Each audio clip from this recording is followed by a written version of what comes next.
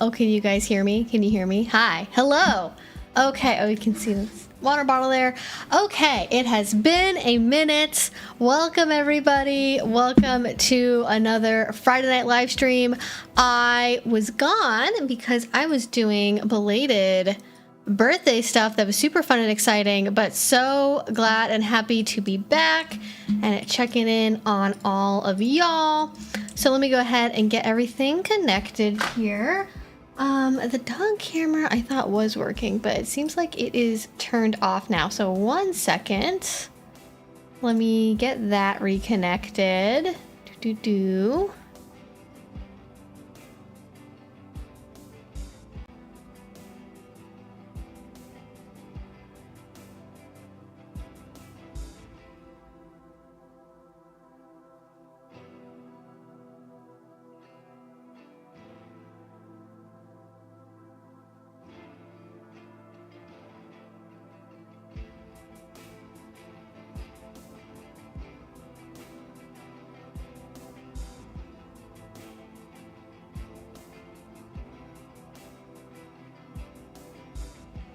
All right, and now we're back with doggo camera on. Alrighty, hello everyone, welcome again. Oh my goodness, classic technical difficulties after being gone.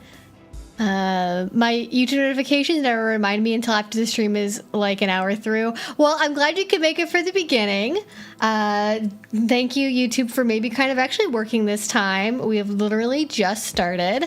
Happy late birthday. Hope it was awesome. I had a great time. So my birthday is July 5th. And I wasn't able to do anything for it on the actual day this year, which is like, I don't know, like having a birthday the day after the holiday is weird because sometimes you end up doing things on the holiday or people are busy or whatever. So I sort of accepted this point in my life that my birthday is, if it happens sometime in the month of July or like late June, that basically counts. So I'm not too hung up on it being a specific day, especially like at least my family. There's so many birthdays in and around July that's like I'm sort of used to combining birthdays and doing weird things for it. But I ended up going on, I don't know what to call it. Like, it wasn't a camping trip because we weren't in a tent, but it wasn't like, we went to like a little like remote tiny house and did like outdoor shenanigans, and I actually did a whole story time about it that has like video and pictures and everything that I'm currently editing for Patreon right now. I think it's just over an hour long. I am 58 minutes into editing it. So I'm at the very, very, very tail end of editing it. It's like I wanted to try and get it wrapped up before I started streaming, but just ran out of time, so it didn't end up working out, and that's the way things go sometimes. Oh my gosh, thank you so much for the stream gifts and the memberships, Sean. Thank you so much. We do have YouTube memberships if you would like to have access to the emotes in the chat. That is the best way to get access to those. That is why that exists, because for some reason YouTube puts emotes behind a membership paywall. So if you would like to access them, you can get a member, or you can just support the channel by getting a membership or donating. But yeah, no, I had a great birthday. Did a lot of fun outdoorsy stuff. It was a long trip, but very worth it. But now I feel refreshed and I'm glad to be back, and I've been editing like crazy. I have like, I think I've edited like 4 videos this week, which is like, and like 2 of them are like an hour long. So I've been strapped in. I've been locked in, as the kids say. Oh, hi from the UK. Welcome from America to the UK. Yeah, that's an appropriate response to that. Did you have a chance to listen to Blood, Sex, and Booze by Green Day? I don't know if you're asking me that question. If you're asking me, I'm going to say no. Oh, right. Yes, yeah. Now I remember we talked about this on the last live stream. I'm like, why is that familiar? I have not, but I'm actually here. I'm writing it down. I was a little frazzled right before the trip trying to get stuff done. So Blood, Sex, Booze, Green Day Band. There we go. That's the note that I wrote down. My birthday's right after Valentine's Day. It was rough growing up after the elementary school days of everyone getting cards and candy. Oh, yeah. And it's like, I feel like Christmas or New Year's is probably the worst. I definitely don't have it the worst out of any and all birthdays, but it doesn't mean it's not a little sad sometimes. Ooh, almost 2 years for you. That's so exciting. Okay. Before I get too far into catching people up on what's been going on in the Evie Lupine cinematic universe, I will do my usual spiel. So if you don't know, every Friday here, yeah, I know that made noise, didn't it? Hi, puppy girl.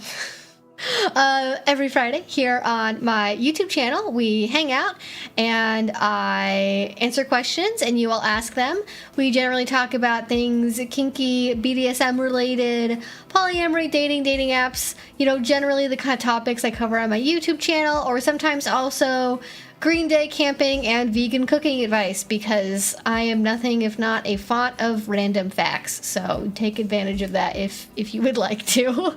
So we hang out, we ask questions, we answer them, and there's a couple of guidelines that you need to know in order to participate in that. First of all, right up here, 18 plus, please read the rules, because we generally are talking about adult topics, and I guess I would be considered like an adult content creator, but I don't make like that kind of adult content, you know what I mean?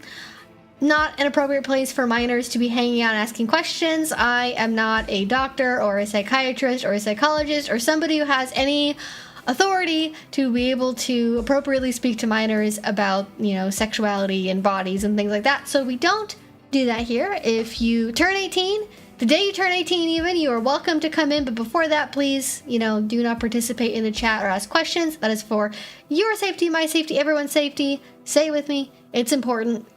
Also, read the rules below. They are very simple. Just listen to me, listen to the mods, don't spam the chat, be generally kind and polite, and you will have a great time. If I don't feel like covering something, or if I don't want to answer a question, I just won't answer it. I'm not necessarily, if you're saying something really mean and bigoted, I might call you out for it, but generally if I just don't want to answer something, I won't. But if you want to have the best chance of getting your question actually answered, I recommend reading the rules and FAQ down below, because there are certain topics I don't cover. So I can't tell you how to choke someone, I can't tell you how to do needle play, I can't tell you how to do a suspension thing in bondage. This is not the kind of format for transmitting that type of information, and I don't have the skills to be able to do that anyways. I might give you some harm reduction information or direct you to where you can find information on stuff. For the most part, I'm not going to answer that type of question of how do I do this, because this is not a formal class with a demonstration. This is just me answering some questions. I also don't generally answer anything medical or mental health related. So or mental illness related, probably I should say. So if you're wondering if hey, my partner has DID, how does that impact our ability to do a DS relationship? I'm gonna be that's I don't know. It's does anyone know? Is there somebody who specializes in that? It's a sex therapist that also, has an interest in DID. That person probably exists, but it's not me. So if you want advice about that, or I did a scene last week and my shoulder still kind of hurts, is that a problem? I'm gonna be I don't know, probably go talk to a doctor. And America sucks and healthcare is expensive, and I will give advice about basic human empathy and emotions. So if you want to know about hey, I broke up with my partner 3 months ago and they were my first dom and I'm still feeling really terrible about it and I don't know how to get over it, I still feel really sad, what can I do? As a human being, I can help you answer those questions. But if it's getting into clinical levels of grief and trauma, or depression as opposed to just temporary sadness, then that's outside of something I can really answer. But those are basically the guidelines you need to know, and if you follow them, you'll have a great time. And we have a Q&A box. I did put it up before the stream started this time. I did remember that. And as you can see on the screen right now, it is a gray box at the bottom of the screen. It might also be a white box at the top of the screen, or some combination therein, depending on if you're using YouTube dark or light mode, or what sort of device you're on. But if you look for that, you can see ask your questions here. That will put your question in basically a little special queue that only I can see. If you want to ask something a little bit more privately, that is a good place to do it. Otherwise, you can put your question in the general chat if you would also like to get advice and feedback from other people here in our community, because we do have a wonderful little community here of people that have a diverse variety of experiences and backgrounds, that know things that I don't and have experiences that I don't. So if you want to have more of a general like, hey, what do people think about this? Asking it in the main chat is actually a good thing to do. But I generally answer questions in order they come in. If we're on a certain theme or topic, I will look for like follow-up questions or things that are along similar lines, just to kind of keep us on one train of thought for a while, and then I'll like go back and answer other older questions if we do get off onto one train of thought. But that's basically what you need to know. Getting everybody else up to speed, getting myself up to speed again after being gone. It feels like when you take a break from streaming for like 1 week, it's like you've been gone for like a month. It's like, where is anything? How do these buttons work? Who am I? Who are you people? Why are you here? What do you want from me? Anyways, all that being said, let's get into some questions. Heard that is belated birthday stuff rather than belated. Either way would work for the stream. That's true. There weren't any blades involved in this birthday experience, although I did originally have plans, but upon looking at the weather report for when we were going to be there, I decided that doing a blood play scene in an outdoor bathtub in the mid-90s was probably not the greatest idea I've ever had. And so that's going on the back burner for milder temperatures in the future. But yes, although it would probably be needles and not scalpels for what I originally had in mind. But that's neither here nor there. I don't want to get too far into that for people that might be squigged out by that. But if you have questions about it, ask and I will answer.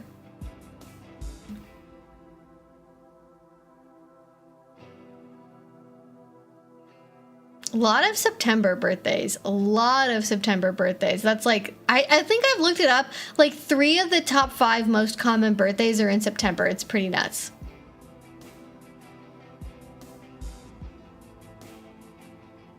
Is someone legally 18 at midnight on their 18th birthday, or is it 18 years after the exact time they were born?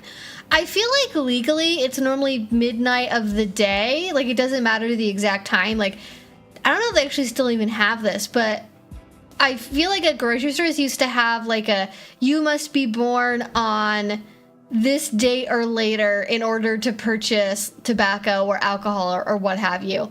And they never cared what time it was, because on your ID it's just the date, right? Like, you could be born at 12:01 a.m. or 11:59 p.m. and it all counts as the same as far as the law is concerned. That might not be the same across the board for everything, but at least on my recollection from what I've seen for tobacco and alcohol sales, I'm going to follow that same path for this live stream. It doesn't matter if your birthday is at, midnight or 11:30 or whenever. It's on the same day. It's on the same day. It all, I'm going to base it off of that.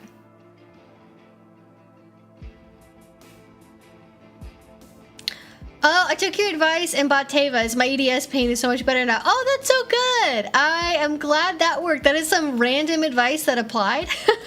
But I am glad that worked out. That's awesome.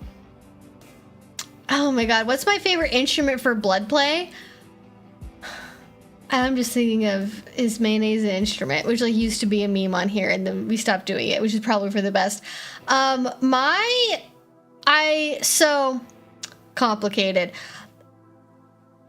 The only type of blood play I have currently done up to this point in my kink career has been needles and scalpels. I do have other devices that I've bought that, like, if I use them in a certain way, they could draw blood, but I haven't actually used them for that purpose yet. Like, I have one of those, I don't remember what they called them. I don't know what name they gave this toy, but it's essentially, imagine a riding crop, but then the end is metal, but then the metal part has like little spikes on it, kind of like a morning star, but like way smaller. Like, like a golf ball sized morning star, or like I think they call it like a cattail maybe, or something like that, because it is kind of like shaped like a cattail where it's not round, it's more oblong.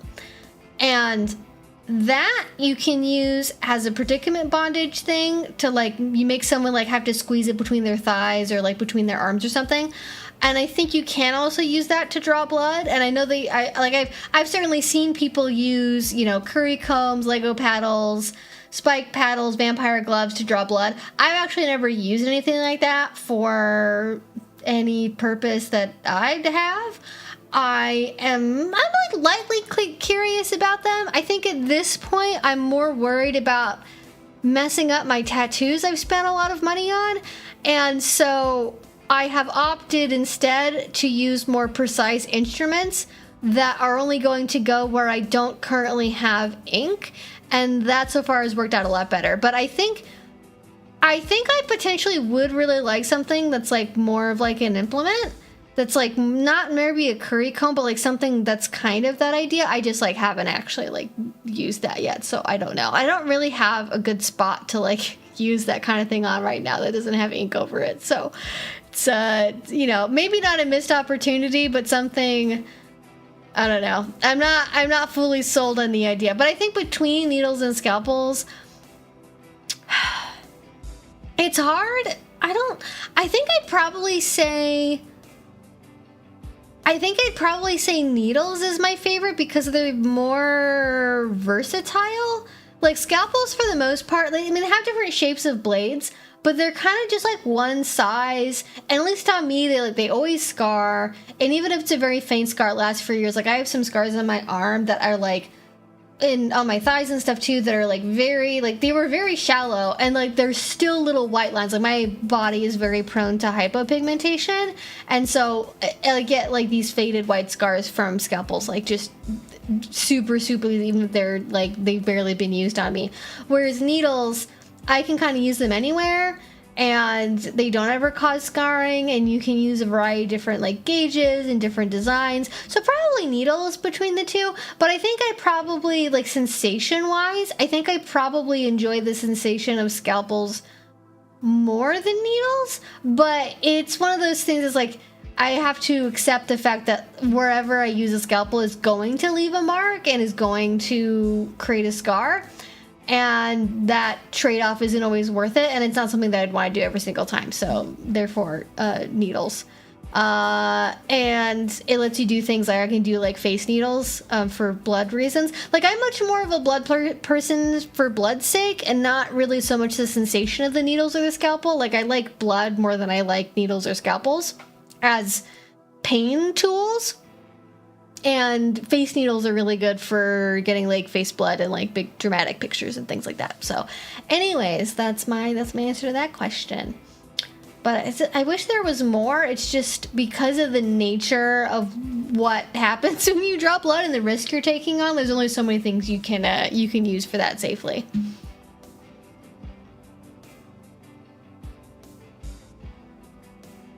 Oh geez, one of the soaps here in the UK has recently ran a storyline of someone having a stroke after breathplay. I love that. First of all, love the fact that soap operas are still happening and that they're a thing in the UK. Certainly made me more aware of the risk of edge play. I don't really know anything about British soaps, and so I'm not sure if that's like a typical storyline or not.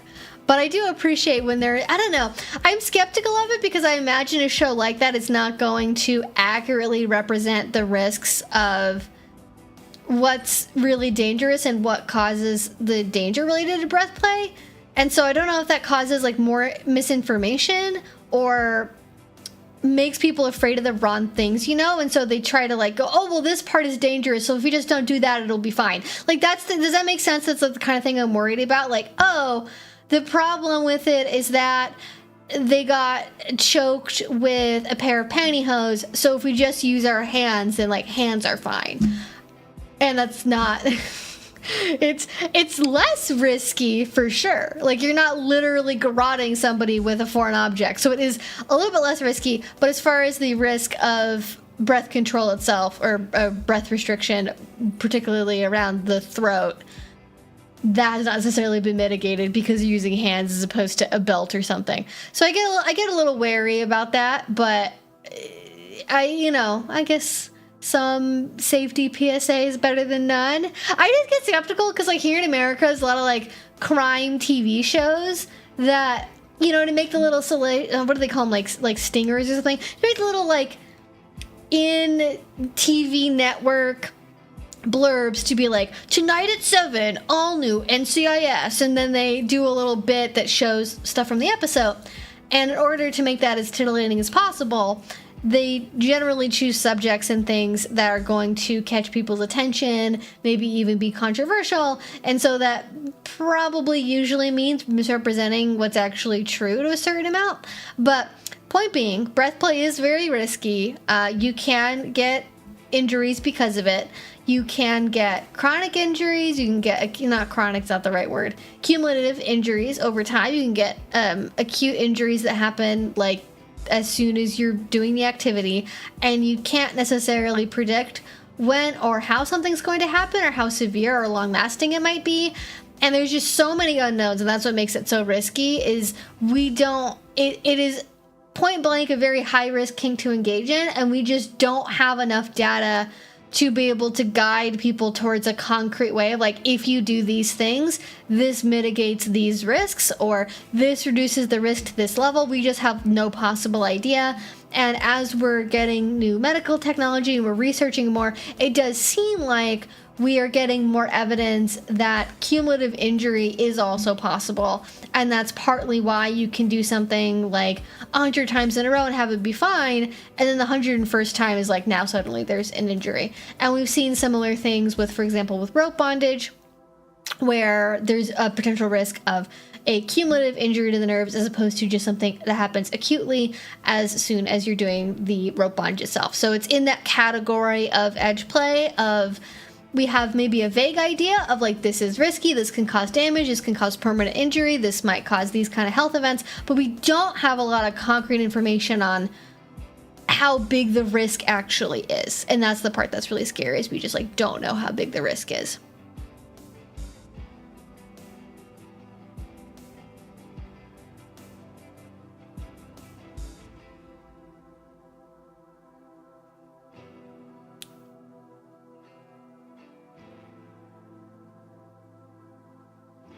Would it also depend on what area you have it used on too? I can't speak in regards to where other people have tattoos, but at least if I get paddled, no one besides whoever paddles me will see it. Oh, the problem is not other people seeing it. The problem is, I don't know if it's good for the tattoo to have a bunch of broken skin over the tattoo.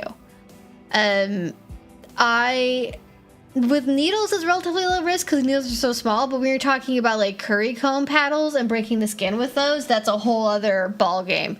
And I haven't seen any specific information on how that might disturb tattoos or cause them to like get scarred up and look differently. Plus also, I'm like 99% sure that any of those things would scar over whatever existing tattoo stuff I have, and then I'd have like, which I'm not totally against aesthetically, like I don't think it would like make them ugly or anything. It would be a different look.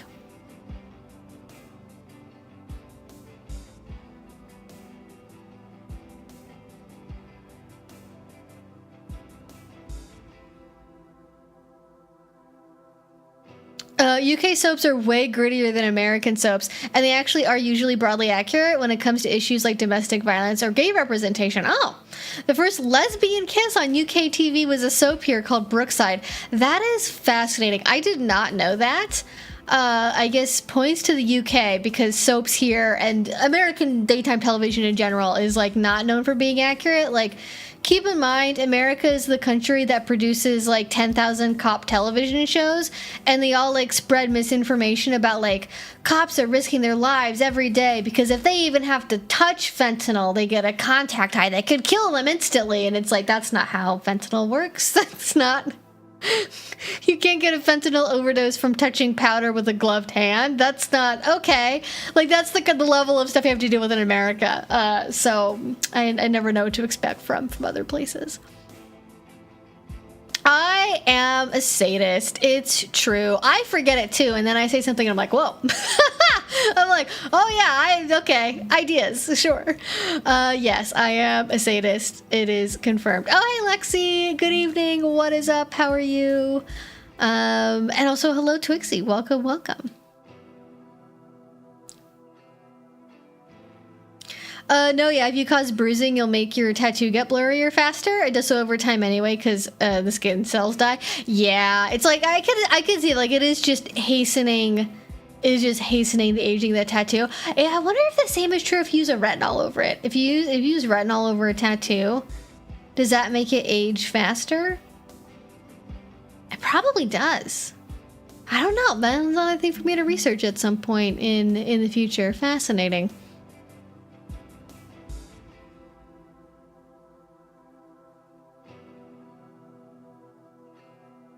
It is homophobic that your internet died. True and correct. Oh, hey everyone. I went to a puppy play workshop last weekend out of curiosity, and it was so fun. Now I'm entering my puppy girl era, not so much into hoods, so I'm making my own gear. Heck yeah. I want so badly for there to be something that's like between a full-on puppy hood and just ears. I don't know what that would look like. No one's made it yet. Maybe someday we will. But I feel like every hood I've seen, even if it's really girly colors, I feel like none of them look right to me. Like none of them really capture the energy I want to have out of a hood. It's not even that they're not feminine enough. That's part of it for a lot of the designs. Like the muzzles are like too wide and like they're too long, and like the short ones look too cat-like. I don't know. There's like someday I have full faith that someday somebody will design a hood that makes me go like, yes, that is what I am looking for. That is the design is what I've always wanted. But for right now, I'm sticking to the ears, and it also doesn't really matter because my actual dog Bandit is terrified of me when I wear a hood. I cannot it is the saddest thing ever. If I'm wearing a hood, it's particularly like a pet hood around her, oh my god, the first time I wore one, she was literally like cowering in the corner, like trying to get as far away as possible. She was so scared. And when one has been out before, I've tried it on since then, it hasn't been quite so bad, but it's like, why would I intentionally terrify my like 14-year-old dog? So we've given up the puppy hood. It is no longer with us. I gave it away as part of like a leather community fundraiser, and the proceeds from it went to a leather what's the term? Like a leather scholarship fund, so that way people, like, it basically is a stipend for people who are doing leather contest work to be able to travel. So it went to a good home. It got used for a good cause ultimately, but I just could not terrify my sweet sleepy dog with the hood anymore, so that did not end up happening. But I like the ears. I think there's, especially with pet play, there's so many options for DIY, and I think that's a great direction to go in, and it's such an accessible kink for that reason. And you can also upcycle a lot of stuff as well. I used to do, back in the day when I was like a very poor college student and I was trying to find ways to like make toys, like if you just get like a yard of fleece and you get some really simple things, like you can make really cute little DIY toys out of fleece. Like I remember doing little like converting like hair ties into like essentially like little slingshots kind of that had like little fleece tassels on the end that were really fun to use. You can make like fleece dog bones. You can make fleece tug toys. So if you want to do DIY stuff for way cheaper than just getting like a toy from the pet store, and you can make it in whatever color you exactly want to have, that is a good option. And yeah, so I'm a big DIY proponent, and making your own gear is always fun, and especially with pet play, I think it's a good way to express your personality. So I'm very with you on that. I'm celebrating my 33rd birthday next week. Heck yeah, happy early birthday. Oh, glad to be back on one of these. I've missed the last few due to some challenging things going on. These live streams always brighten my Fridays. You were so welcome, John. Welcome back. Hopefully things are a little bit calmer now. And we were also gone last week, so you didn't miss anything then at least. But I'm also very glad to be back. Thank you. I don't see very much 3D printed pet play gear. I mean, people make so much 3D printed stuff, but it is ultimately like, what is it like? It's like I'm sure there's other kinds of 3D printing, but it's generally like plastic. And so I do see people make kink toys out of it, especially things to attach things to other things and like make combinations of pieces, or like impact play toys, or I've seen a lot of people use it to make little spiky things you can put with rope, so that way you have like a way to make rope more painful. But I haven't really seen it with pet play toys because it's like a hard, rigid plastic. It doesn't really work for any kind of chew toy because it's hard plastic. I think I know people have done 3D printed or like maybe resin. I get them mixed up. I think it's actually probably resin. Or maybe, I don't know. I don't know enough about this stuff. But one of those types of things. I've seen people use that to make cosplay stuff, like cosplay horns and ears, especially like if you're doing like a Carlac roleplay from BG3, or if you're doing some kind of like a demon or like a goat with like goat horns. I've seen people make those, and I imagine you could also fairly easily use that kind of thing to make simple pet play ears. But again, they would be hard plastic. It wouldn't look or feel the same as fur would, or even faux fur. And so I think that's probably why they're mostly used more for horns as opposed to things like ears. I have seen people do like dragon tails with 3D printing stuff before. People will do harnesses that have a dragon tail, like a dragon spine running down the back, and has like an articulated tail, which is really cool. But that's, I don't know if that's applicable for most people. I don't think most people want a dragon tail for their pet play. That's a niche for sure. It is a valid niche, but I don't think it's most people. I think it would be good for parts of a costume. I think probably the best is for ears or something like that, for sure. Oh, good question. Any advice for dealing with feeling disconnected from the kink community? I wish I was asking for a friend. Yeah. I mean, I think it's pretty common to feel, well, okay. There's disconnected in the sense that's like, I go to events, but these don't feel like my people, and so I feel like I don't fit in, kind of disconnected. And it's not really like my relationship to kink, it's like my relationship to this specific space or these people at this space. And then there's disconnected, like I feel disconnected from the community because I feel disconnected from my kinky self. And so if I were to go to events, or when I do go to events, I feel like I'm like a liar or a fraud, like it's a whole sham, and nobody knows, but I'm really a kinkster. And maybe we're like sort of imposter syndrome-y. I'm trying to think if there's like maybe a difference in how you'd handle either one of those two types of disconnection. And I think it's hard because it's the double-edged sword of the internet, right? Like the kink community is very online. We were early adopters of the internet. We were some of the first pioneers on the internet superhighway. And because of that, the kink community has always had a big component of it being on the internet, and at least, since the dawn of the internet. And it is very difficult to know where to go for events and connect with people if you're not doing it online. But I think most people would say that the internet is disconnecting for them in some amount. Like, the more they use the internet, the more they feel disconnected from other people.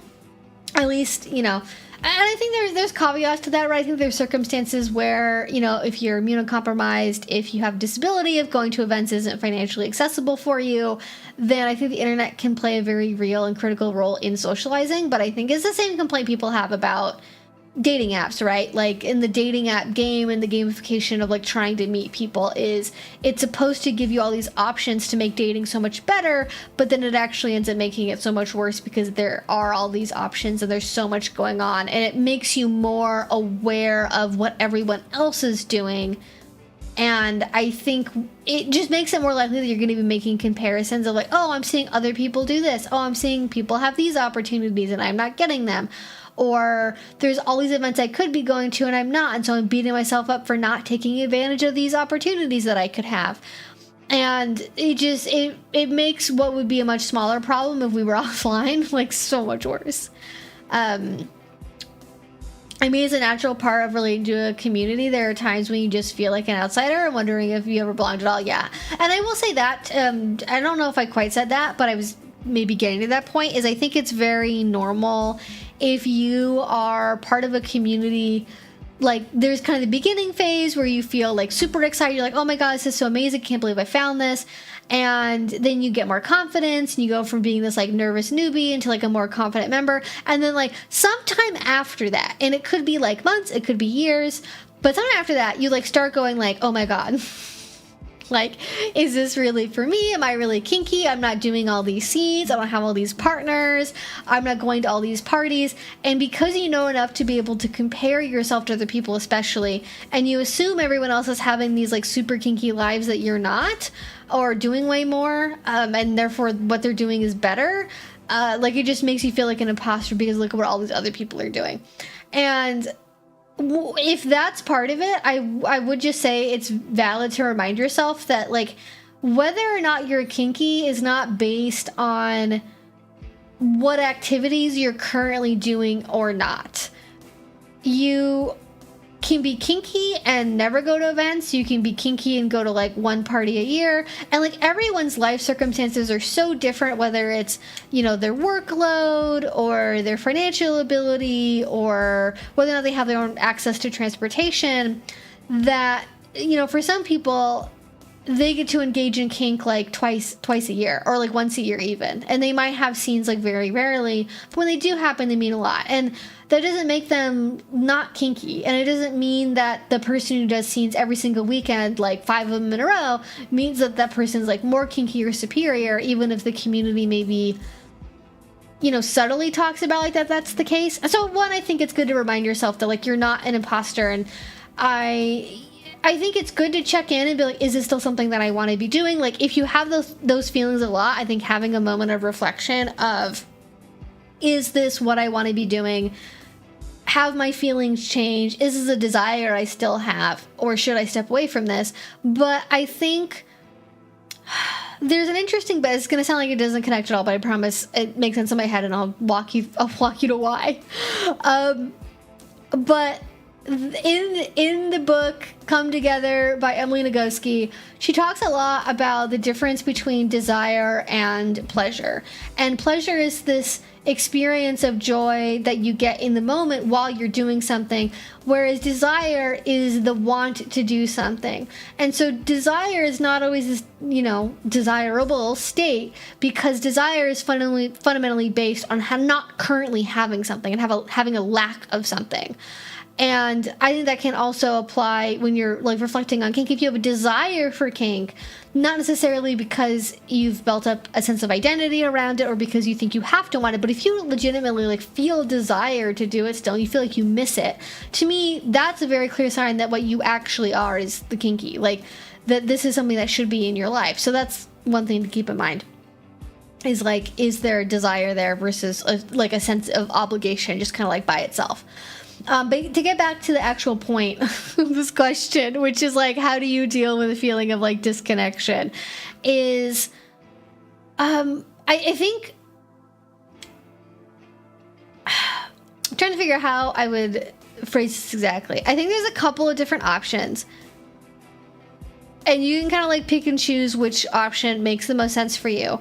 I think one potential option is, it's not quitting while you're ahead, but it's like choosing, if the sensation that you currently feel is like, I'm beating my head against a wall, I keep trying to make myself have these good experiences and they're not working out, and it feels like you're making yourself do something and it isn't panning out, it's making you feel worse, that to me is a good indication that like now is a good moment to wisely take a step back and like not keep beating your head into a wall, because to a certain extent there's a risk that you're taking the negative energy of past experiences not working out into any future experiences or attempts, and then that's kind of like, it's not that it's like ruining them for you, but it's like, it's not helping. It's just not going to help the situation either, you know?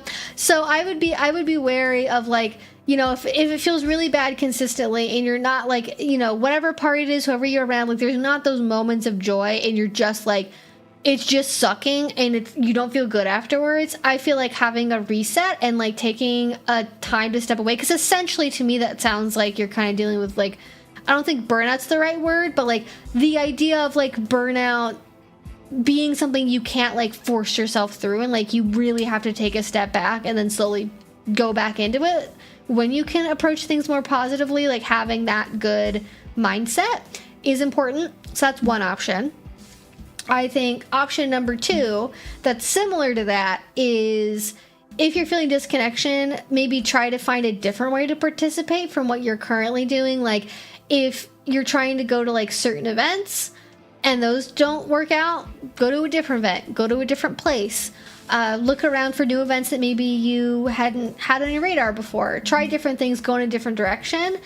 Especially if you have like associations with a past place you used to go to. Like if you, like, let's say, like, I don't think this is your circumstance, but I'm giving general advice on this for the moment, so I will just say this too. Like, let's say, for example, you had a relationship with somebody and the two of you used to go to this club together all the time and you love doing kink together and you have a lot of memories in that space with that particular person. It doesn't mean that that space isn't for you anymore, but I think it's also okay to like pivot, to be like, I'm gonna find like my own different space that doesn't have these associations anymore of like things that I miss or people I miss or things I wish I could do that I'm not currently able to do. I think that's one way you can do it.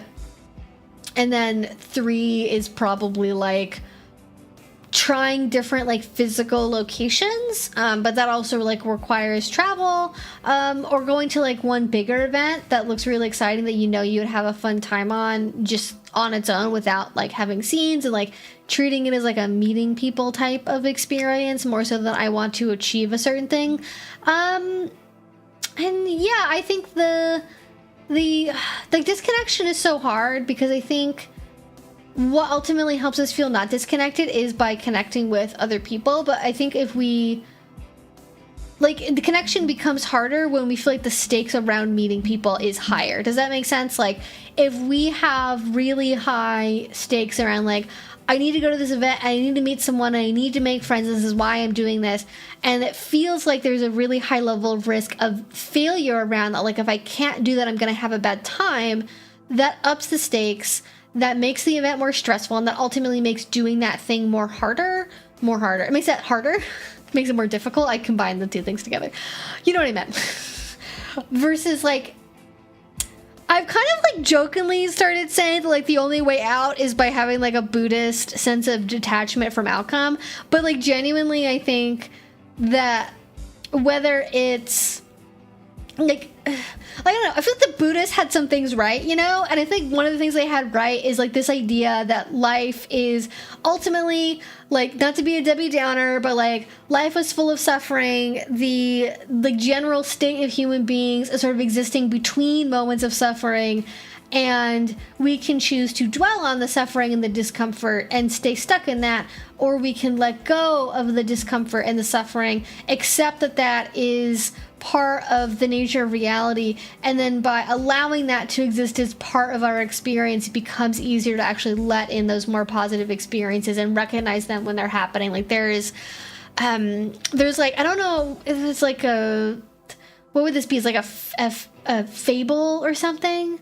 I think, I don't know what category of thing this is, but there's an old like Buddhist story that's about like somebody getting like chased by a tiger, and then they end up like finding a vine to like climb down, and then they look down, and at the bottom of the rope vine is a different tiger at the bottom of the valley, and then they also notice that there are 2 mice on either end of the vine that are chewing away at the vine.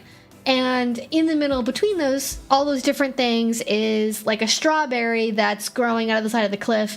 And like while this is going on, the person grabs the strawberry and takes a bite of the strawberry and experiences the pleasure from eating the strawberry amongst all of the chaos and like the certainty essentially that they're gonna die. And it's like a really intense fable, but I think it is like a good reality check in a way of like, you can enjoy these moments of calm and pleasure even when you know that there are like bad things ahead of you and bad things behind you, and it's not dwelling on those things in the past or the things in the future that are bad outcomes or things that we regret or things that we wish we would have done. Like, if you're always living in one of those spaces, you're not really living life. Anyways, I feel like I've gotten way off track, and I've given, like, now I'm just giving general Buddhist life advice. But, like, I think it's applicable. I think it's applicable just to existence and, like, suffering and, like, acceptance. And, like, it's really hard. Like, it's really easy to say, like, oh, you just have to accept that suffering is part of it. But even if you only remember to tell yourself that, like, you know, I can be suffering, but in the moment right now, I don't have to actively feel the sensation of suffering. And by suffering, I mean, I'm not talking about a consensual kink context. I mean, in a philosophical sense. Like, I think that makes it worth it. You know, I think that's a good thing to practice. Even if you only remember to do it like 10% of the time, I think it can start to become a habit, and then it can start to make your life better. Anyways, that got completely off fucking track. But yeah, there you go.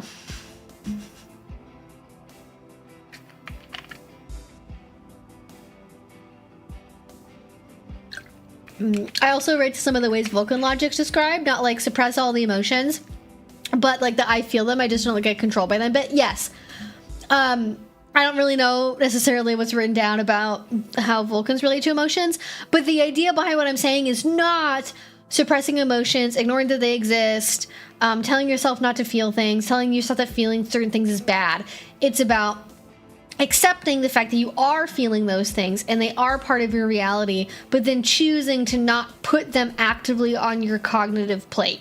Like, yes, this can be really shitty and I can be really sad, and that's there, and I acknowledge it's there, but I don't have to choose to put that actively in my brain right now. Like, there was a book I was reading about pure OCD. So like OCD that's primarily obsessive as opposed to involving like physical compulsions. And so it's a form of OCD that's like generally like a lot of mental rumination. And like one of the ways that they describe breaking away from mental rumination is to like accept that those thoughts are there and that you're having them.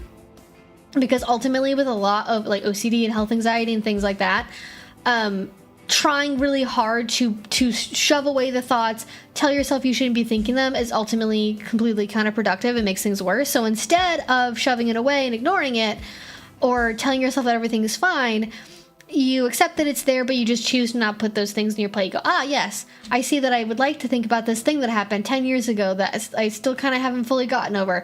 And I have thought about that every day for 5 years. But today, I can see that it's there, and I can just not put it on my cognitive plate. And that's like barely scratching an introduction of that. This is not a full endorsement of or explanation of how treatment for OCD or health anxiety works. But like, if that sounds like that could describe something that's helpful to you, maybe look it up, because it could be good. I know a lot of people struggle with that, and it's hard to get treatment. But yeah, it's not about, like, I think ultimately, I think it's a very human thing, especially with the way our society treats emotions, to treat emotions, especially things that are seen as negative, like anger or sadness or guilt or shame or grief, to see these things as problems in need of solving. And by solving, they mean take the emotion to the landfill and never acknowledge it ever again. And I don't think that works, because you're essentially telling your brain not to experience something that's fundamentally part of like what makes the human mind what it is. And so it's always going to be there somewhere, and it's probably not great for you to not acknowledge it. And I've just seen a lot of people whose like coping mechanism for emotions is just like to treat their brain like a trash compactor. And let me tell you, that works really great until it doesn't anymore. And it doesn't ultimately give you the sense of, I don't know, relaxation, ease, freedom in your mind that I think most people ultimately want to be able to experience. Anyways, again, we have gone very far afield.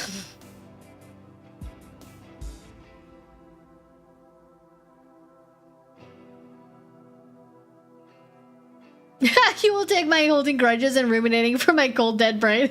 Well, you know what? Not everyone needs to be working on stuff. Yeah. Also, there's a notion of letting things flow like the river, but that's nothing to the man drowning in an ocean. Sometimes you need a helping hand, yes.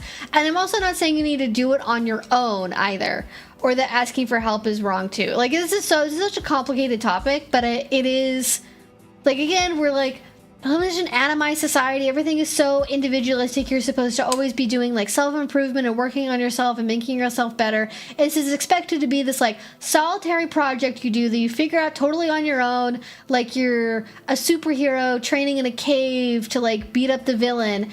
And then you reveal your magnificence after you've done all of the work to say, oh, look, now I am better. As opposed to this being like a communal process that you do alongside and with other people. And it really should probably be like a with other people thing.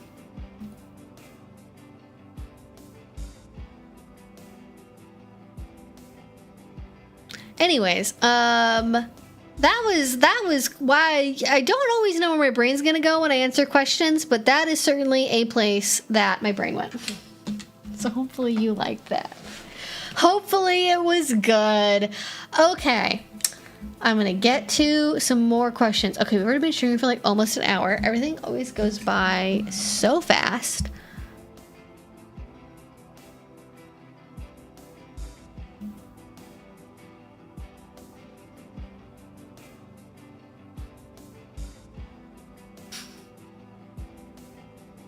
Apparently, it's all the Christmas Eve company parties that are the reason for the September babies. Could be. And then what, November is Valentine's Day? Sure, why not?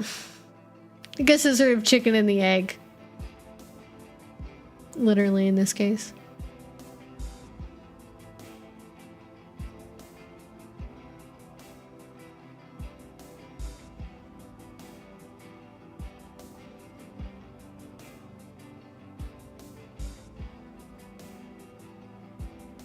I just got laser surgery touch-up today and my face hurts. Oh no. I've heard laser surgery is good for recovery time in general though. So hopefully things go smoothly with recovery, and I am sorry about your face. I hope it gets better. That is rough.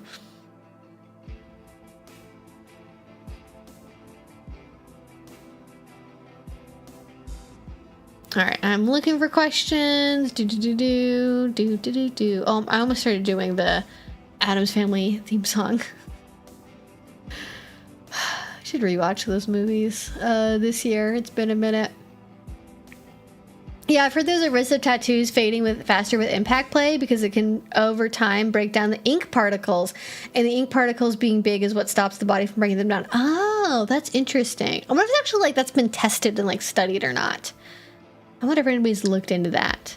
Like, I don't know, for like tattoos and like MMA or something. That's like such a specific thing to study. I don't know how you'd like actually get funding to do it, but I like the idea.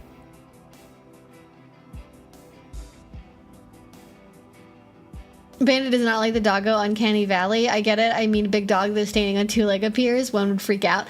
She doesn't like anything that looks animal shaped that like isn't moving the right way. She doesn't like statues. She doesn't like animal masks. She doesn't like not floats, but like inflatable things that look like animals or like are animal shaped. One of my neighbors has an outdoor little like cat statue, and she hates it. Every single time she goes by, she like pauses and she looks at it and she gets very still and is very scared. It's like she recognizes the shape of it being an animal, but like doesn't understand why it doesn't smell like anything and why it isn't moving, and it like freaks her the fuck out, which like honestly, probably smart.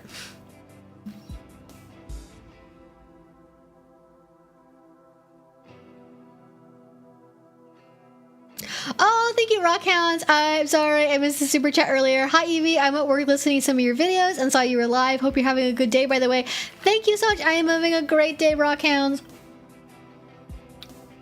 I have been editing pretty much all day, which is like a good zone for me to be in. The weather's been awesome. Now my camera won't focus because I put my water bottle too close. But yes, I'm having a great day. Thank you. So many people listen to live streams at work. It's fascinating. Like, the power of headphones. At furry conventions, a lot of the fursuit accessories are 3D printed now, like glasses and fake piercings and stuff. Oh, Oh, I guess that would make it easier to like scale things up in size to have them work on a fursuit. That's interesting.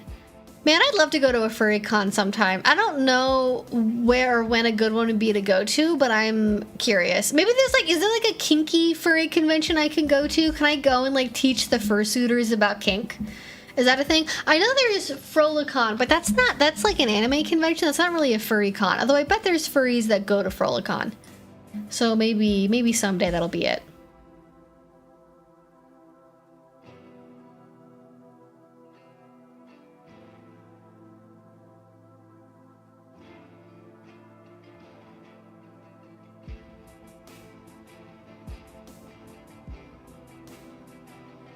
Yeah, not exactly related, but I got a friend that's gotten bored with all the games they regularly play and feeling unsure what to spend their time on. I suggest maybe just taking a pause to self-examine. Yeah, I mean, actually, it's funny you say that specific example, because I also have known people that, like, they have, like, one game they always play, and then they get bored with it, and then they try to play, like, 10 different games, and they don't like any of them, and then they go back to just playing the same game again. And it's like... How do you, your Steam library has like 100 things in it, and there's like maybe, I don't know what a large Steam library is, but like 200, let's say. And they play like 2 of those 200 games, and the rest of they've spent like 5 hours on it. They just like, are like, it's fine, it's whatever. It's like, okay. I have like 5 games on my Steam account. That's like basically it. Oh yes, there was also a super chat from Sean that came in when I was in the middle answering, the other question. Someone posted on FetLife that our newbie party I volunteer for is not safe. The comment was on my post about the party. By the time I deleted it, the account had been deleted by FetLife. Very frustrating. That is so weird. So someone posted on FetLife that our newbie party I volunteer at's not safe. The comment was on my post about the party. By the time I deleted the account, it had been deleted by FetLife. Very frustrating. Does FetLife tell you when an account's been deleted by them for like community violations? Like, I've never seen a profile say that before. Like, I've gone to profiles of people who have deactivated their accounts, and as far as I know, you either can see the profile or it shows you a screen that says like, this account is not available at this time, and it looks the same regardless of it's because of like the user deactivating or like you getting blocked, or I guess maybe FetLife deleting the account. The only reason I can think of for why the comment would be removed is I mean, they might have just removed it on their own, but FetLife does have a rule around what they call spotlighting, where you're not allowed to like directly name people or places, I imagine. I think you can name places, people, like users. You're not allowed to name and be like, this person's not safe. User Bob Dobalina is not safe. Do not play with Bob Dobalina. He's bad news. You can't go there. But with like a somebody commenting on a post from a party saying this event isn't safe, I don't know. I feel like I see stuff like that like pretty regularly on FetLife. Like, is that kind of interaction? So I don't know why that would get them removed from FetLife, unless they were like a brand new account and it was only used for trolling and like they just posted 10,000 comments like that. But that's super weird. Hopefully you get to the bottom of that. But if there is a legitimate safety concern, I think it is important to like figure out, like, is there something that's going on? Because even, I think, events and consent and safety are complicated. I think it's easy to go like, I go to this party and I have a safe time and I feel safe, so therefore it's a safe party.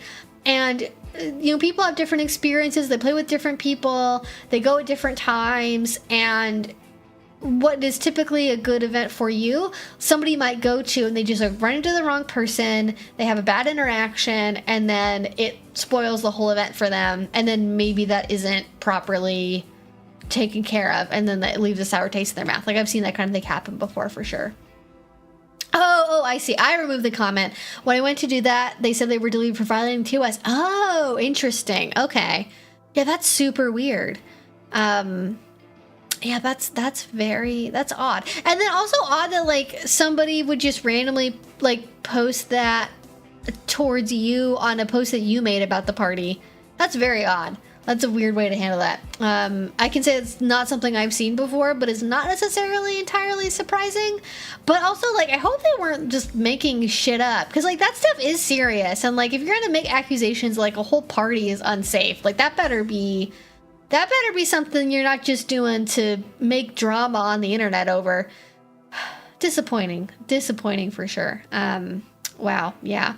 Because it's so hard, like, it's so hard to get people to take consent violations seriously and for venues to remove bad actors, especially if the bad actors are volunteers at a party, people who run an event, and to, like, you know, I'm not saying this person's making anything up, because, like, we don't really know, obviously, one way or the other, but in cases where people are just doing stuff to troll to the point that FetLife is removing them for TOS violations, like, that's, come on, man, what are you doing? You're just making things harder for everybody else. Not fair.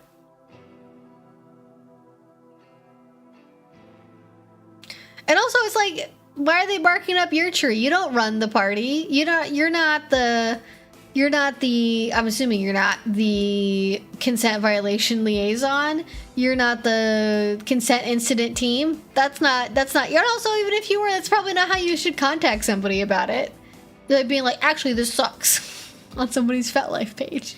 It's always good to have a procedure in place. Maybe a good opportunity to do a FetLife post about, hey, friends, as a reminder, if you ever have concerns about something that happens at our event or something that you've experienced at one of our events, here's the link to the website or the forum you can go to submit an incident report, and we will follow up with our team in such and such a time frame. Good time for that. Give people an opportunity to report in a way that can be validated and followed up on, and is not just a FetLife comment for trolling and drama farming, unfortunately.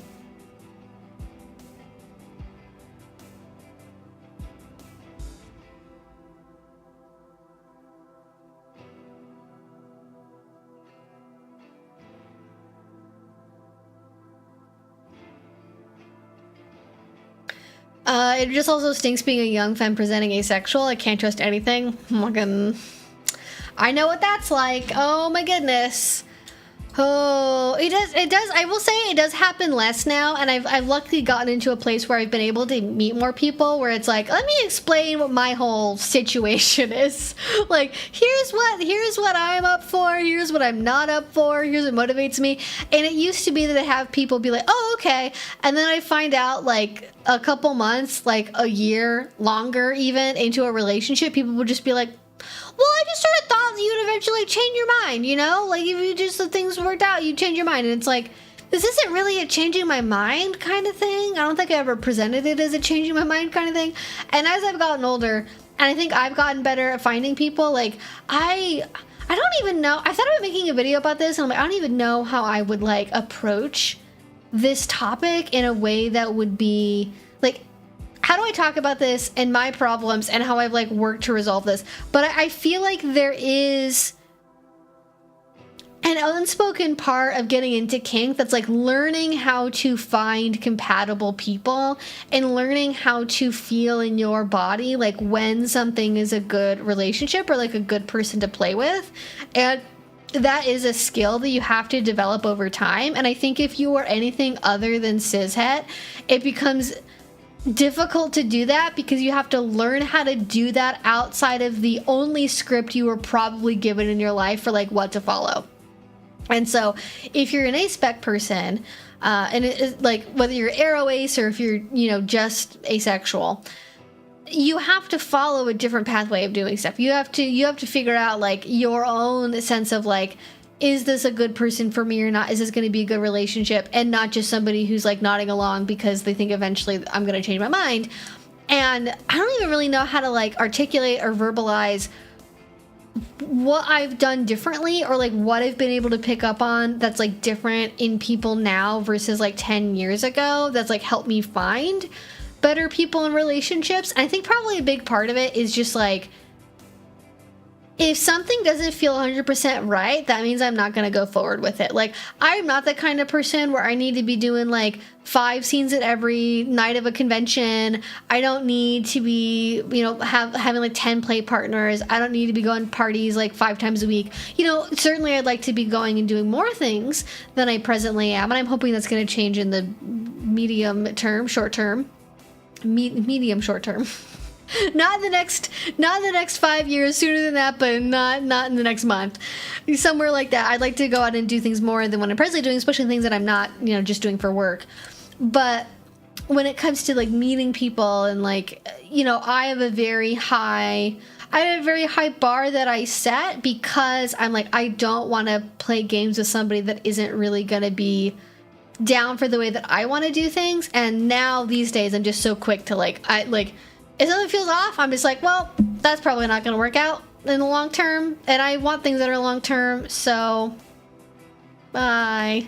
I like short-term pick-up play stuff, and I will definitely do that as well. But if I'm looking for I want to find a kink relationship that has BDSM as part of it, then I have a pretty high bar for what I'm actually looking for. Anyways, that's a whole other. I want to noodle on how I could turn that into a video, because I think learning how to figure out compatible people beyond just here's a checklist of traits that I like is an important skill. And I think a part of that is learning how to read your bodily responses to people, and scanning for things that can signal what you do or don't want in a partner. And that's a difficult thing to know how to do. Anyways, got a super chat from Twixie. In college, a few of us thought of selling pamphlets that explain your sexuality, gender, kinks, and limits without having to say it 100 times at a party. That's great. I would have loved that. And it turns out, at least in my life, I have actually found it to be more beneficial to explain less. The more you say, sometimes, unless the person is similar to you, and you can have a oh my god, isn't it so crazy when blah blah blah. If you can have a sibling to sibling moment, kind of oh my gosh, hey, we both got this gender thing going on. Hey, we both you know what I mean. We both have the same sexuality. We have this particular background. You can bond over that by going into more detail about it. But if it's just some person, sometimes it's not worth going into, and I don't want this because blah blah blah blah blah. So sometimes explaining less is actually better. Explaining fewer things is going to be better for you. Because if you start to say, well, I don't want this because blah, blah, blah, blah, blah, then it becomes conditional. Then you've made it something that's potentially subject to change in the other person's brain, even if it's not to you. If you say, oh, well, I'm not really interested in sexual kink because I'm on the ace spectrum.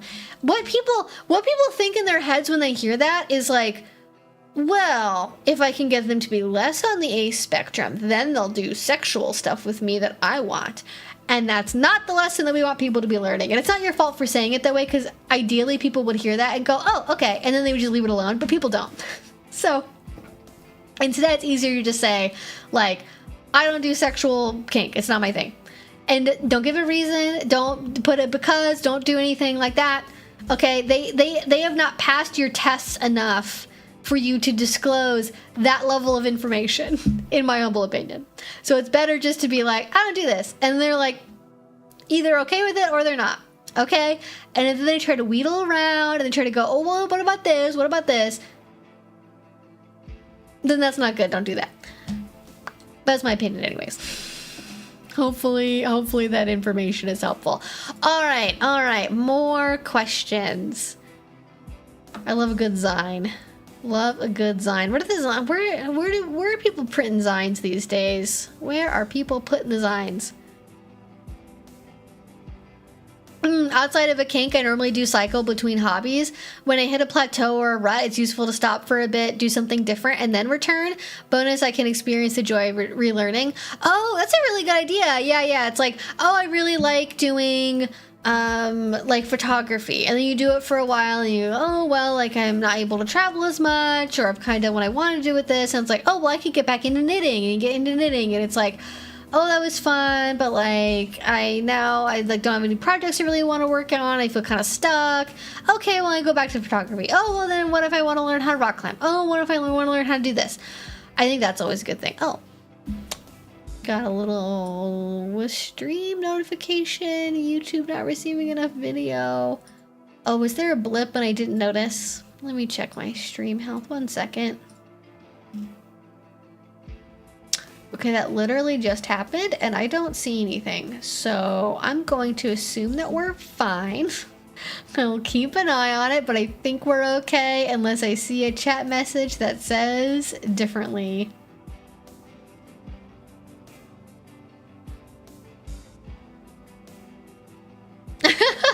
Hey, you see neurodivergent? I too am neurodivergent. Would you like to be neurodivergent together and then maybe one day we will become convergent? That would be awesome, actually. I would love that. I would laugh if somebody said that. But like, actually, for real, I think part of it is probably, I feel like I've had plenty of like bad to like not good relationships with other neurodivergent people who are in various levels of acceptance about it, in treatment for it and medication for it. But I've also had lots of even worse relationships with people that I'm fairly sure are neurotypical, and so it's definitely not a cure-all to find people who are neurodivergent if you are, but that is a sorting mechanism that can be helpful. Oh no, it's lagging. Okay. Now it says the stream is healthy, so we should be good. I'm hoping that was just a blip. But I don't know, so.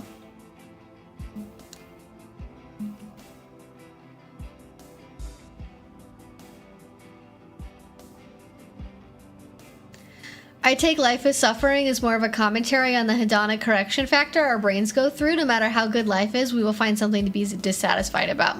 Yeah. I think that's probably part of it too, for sure. That explains why I haven't gone to one space. For the audience, my regular tying partner left for Japan recently, and I think I underestimated the time I need to process. Oh, okay. Actually, I will briefly talk about grief. Because I think grief is probably one of the most underexperienced emotions that we have just in our society. And like, we don't have good, whether it's somebody like leaving, somebody passing away, somebody moving, a breakup, like those are all things that can spark the need for a grief process, but we don't culturally have any, like set things to do for grief, right? Like we don't have like formal mourning periods.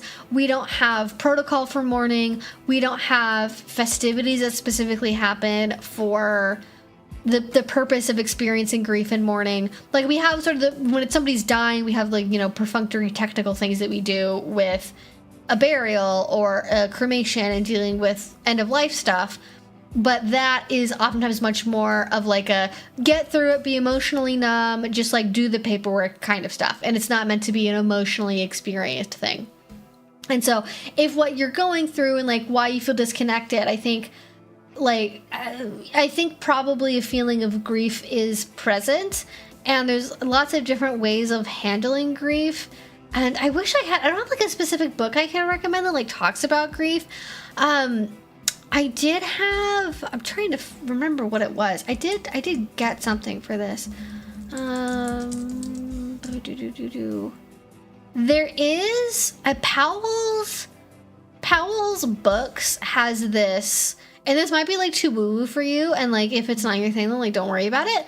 But Powell's Books, a couple other places, stock this thing called a grief deck, and it's like a daily card thing that you can go through that gives you like a meditation prompt or like a thought or like some kind of thing to help you work through the grieving process. And it's not something you have to do in like a set order. It's not anything that you have to like, you know, commit to a bunch of time, you know, doing with. It's just like it's meant to give you an opportunity to process, like, you know, coping with the anxiety, the sadness, giving you ways to create like a sense of ritual, and like generally getting some like guidance around, you know, like making a new routine, getting back into yourself, but then also acknowledging the loss that you had without just like stuffing it down. So I like that. I've used the grief deck before. It's just, if you just look up the grief deck, it's what it's called. I think it's literally the only one, but that might be a helpful tool. But I'm sure there's lots of people have written very good things about grief. I just don't have any of those resources handy. But that to me sounds like potentially something that's being experienced. honestly, being aromantic, I thought I wouldn't have to process anything. And well, no, intimacy without sex is a thing. Indeed, it is. Even if it's not romantic. It doesn't have to be romantic, doesn't have to be sexual, doesn't have to be anything like that. I can literally just be like, hey, we had, you know, we were developing a close friendship. We supported each other. Like, you have, like, intimate friendships, right? Intimate, supportive family relationships. And to lose that is really painful. Oh, that's not... There we go. Look at the sleeping pupper. So snoozy. I watched El Dorado last night, which is like an hour and a half long, and that dog got brushed the entire time I was watching El Dorado. She was in doggy heaven. I know. I was talking about how I was brushing you last night, and you loved it. And you got brushed for like a whole hour and a half. Yeah, I got like a whole extra dog out of you worth of fur. I don't know where you put all of it. I know, it's just ridiculous. What are you doing over there with all that fur, ma'am? What are you doing? Who told you you could be so fluffy, huh? Certainly not me. And back to Snoozy. She's the best.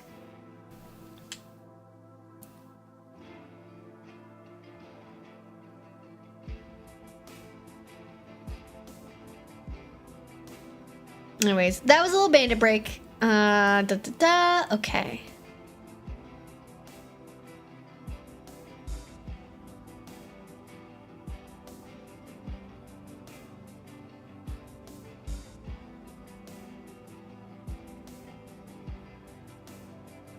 Wheel of Time books are meant for philosophical use. It's quite the disclaimer. But some of the sayings in the books are very relevant. Death is like an old lover one you're familiar with, but not eager to see again.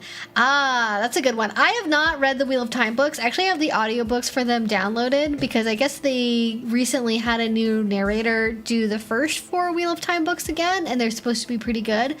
But I have been listening to Gorman Guest recently, if anyone knows that. And those are some beefy, dense audiobooks, so they've been relatively slow going.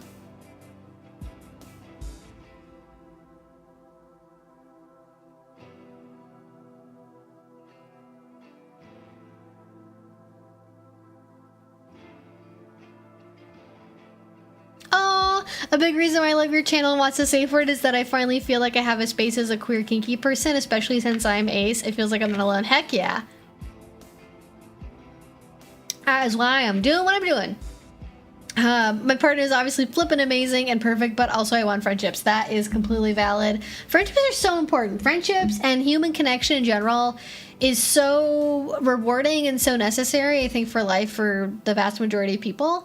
And the fact that our society really revolves around like finding one partner to do everything with forever and always is, I think, detrimental to a lot of folks.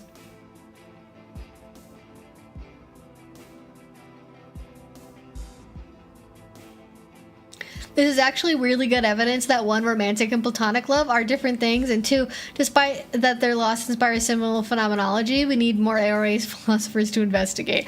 I think that would be really good. I think just like grief around like friendship loss would also be good. Like, I've gone through some pretty like, you know, like I remember being like a teenager and going through like devastating like friendship breakups. Like they might as well have been romantic breakups. They were so devastating. They were so hard.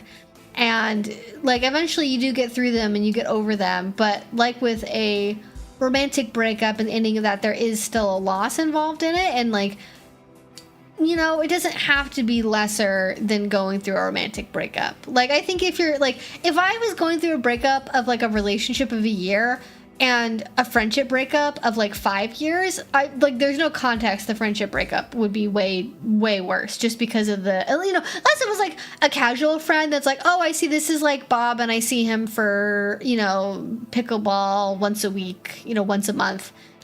And that's all we do is we play pickleball, like nothing else. I don't really know anything about him. And then one day he stopped showing up. Like if it's like that for 5 years, then like that's different. But I mean like a close friendship where you talk a lot, you see each other a lot, you share your dreams and your fears, and you support each other. Like, if you have a deep relationship, whether it's romantic or sexual or platonic, there's still a lot of sadness in that for sure when that's gone.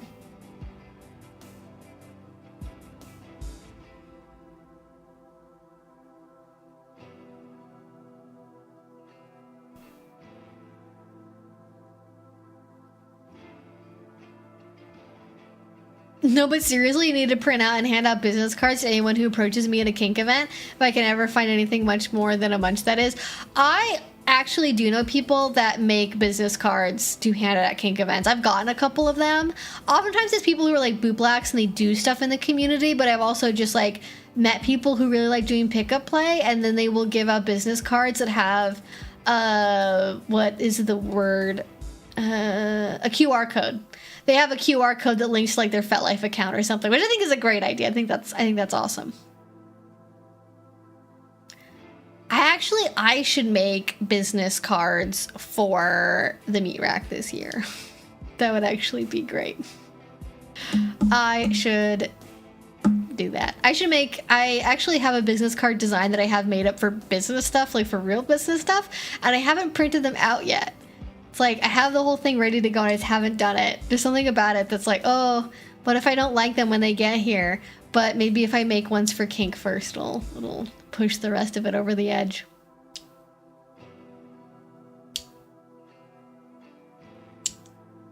I thought after a few weeks of dating, then you change it to something that I wanted to date. You'd become an idealized frictionless sphere rather than star-shaped. How could you not? I know. I read a tweet the other day. It is a tweet, so obviously it's maybe not the most brilliant thought ever put to the internet, but it is an interesting one nonetheless. And it essentially said that your... What did it say? It was like it wasn't like your beliefs in someone else, but like your like hopes for somebody's future behavior is based on your own expectations for yourself and like what you believe you're capable of. Like you're essentially projecting your abilities onto other people, and then that's why you have a belief in somebody else being able to like be better or change something, is because you believe that about yourself.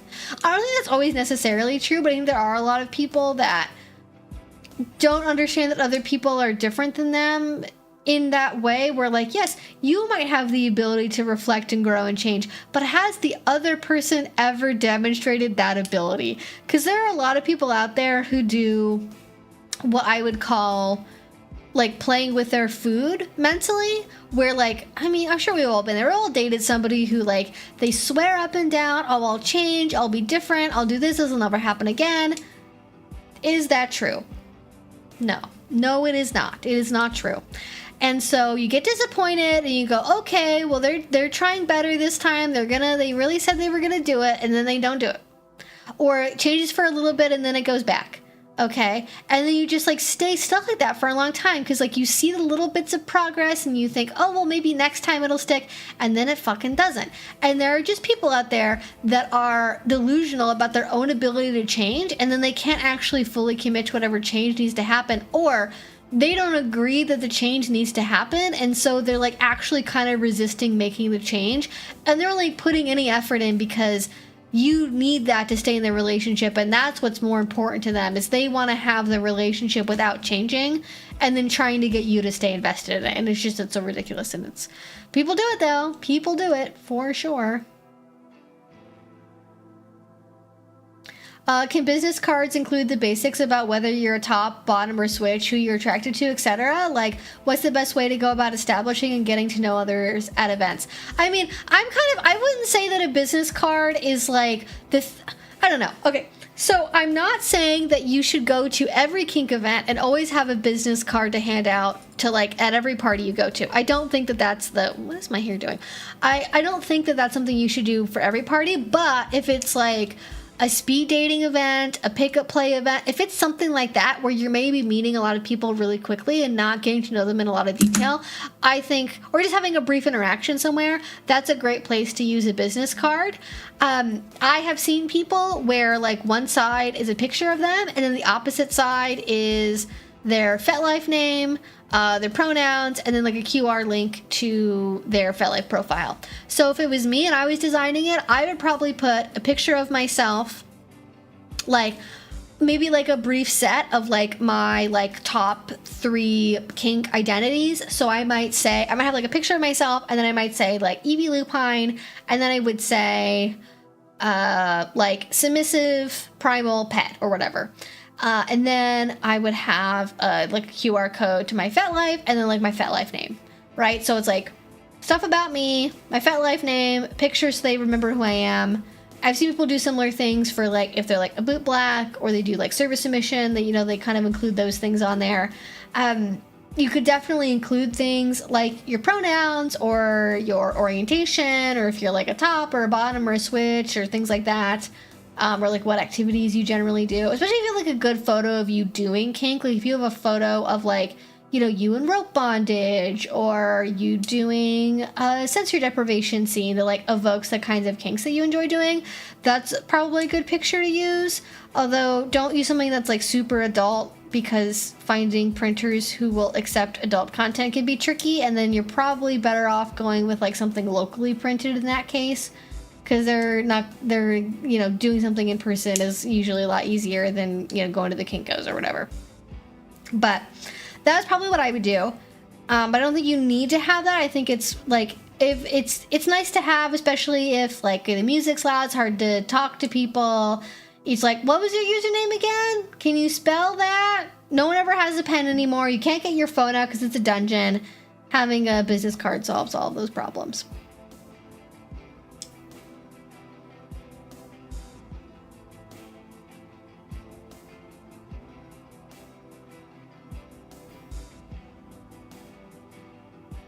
I feel like the hanky code is really good for leather events or like cruising events, like, you know, more queer affiliated events. Like I wouldn't do, I don't know. I wouldn't say I wouldn't do. I do occasionally see people flagging at like say Kink Fest, for example, or like sometimes at Dark Odyssey I see people flagging.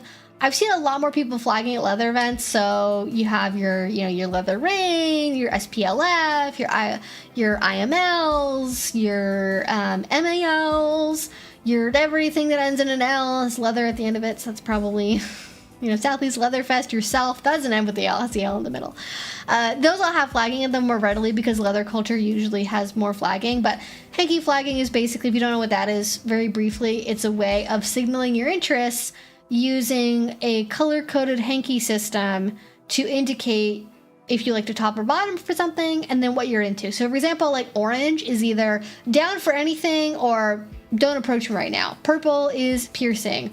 There's a certain shade of green for daddy roleplay. There's, you know, there's, I think gray is bondage, black is S&M, red is fisting, dark red is double fisting. I learned the last time I watched What's the Safe Word. I think there's a yellow one for water sports. The most common ones I normally see are usually black, a gray, and then sometimes a purple for piercing. I think there's a different shade of red that's for bloodplay or cutting, although I usually just see purple for piercing. I don't see the bloodplay one quite so much. And then there's different ones for like pet play and so on and so forth. And I like it. I think it's cute. There's also people in the community who make little like flagging pins or little like flagging symbols that you can use if you don't have like a back pocket to tuck something into. There's like alternative ways of signaling as well that will also generally work, but it's more of like a cute cultural thing that I'm glad we keep up with. I don't know if I know anyone who's been approached specifically because they're flagging for something, although maybe they should. Maybe they should get approached more. I don't know, but yeah.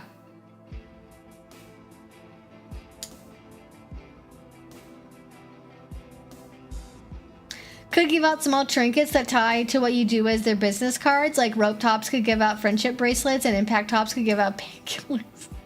Don't hand people pills at parties. Oh my fucking god. I'm assuming you're joking. But no, do not. I would not hand people, not in this day and age. I would suspect everything has an air tag in it. Too small for an air tag? Think again. I would be wary about accepting physical trinkets. I feel like a business card's a lot easier to stow away. And you're not giving somebody a trinket to be responsible for that they may not actually want. And you can recycle it. So that's my argument for business cards.